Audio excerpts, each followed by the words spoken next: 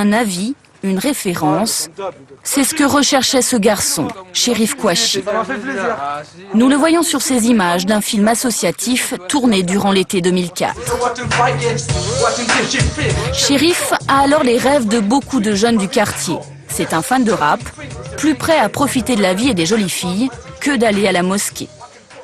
En quelques mois, lui aussi va devenir un élève assidu de Farid Benyetou.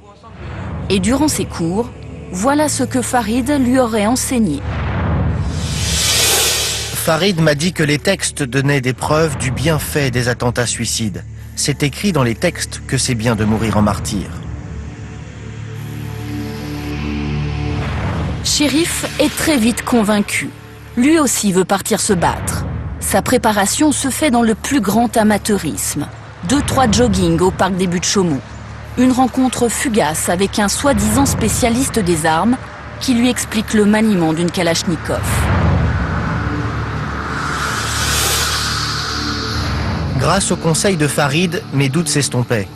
Moi j'avais peur, mais je ne le disais pas.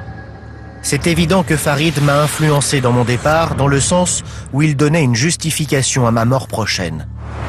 Cherif Kouachi est aujourd'hui en prison mais vivant. Il le doit peut-être aux policiers qui l'ont arrêté en même temps que Farid Benyetou. Aujourd'hui, avec le recul, il est content de ne pas être parti, ça c'est clair. Yann Bourris, éducateur social, a échangé plusieurs courriers avec Cherif Kouachi depuis le début de sa détention. Il s'est aperçu qu'à cette période il avait changé, chose qui ne s'était pas du tout aperçue à ce moment-là. Et il s'est aperçu qu'il s'est fait rouler dans la farine et embringuer dans quelque chose qu'il a même pas lui maîtrisé, ni il s'en est pas aperçu. Juste avant son arrestation, Cherif Kouachi avait acheté un billet pour la Syrie.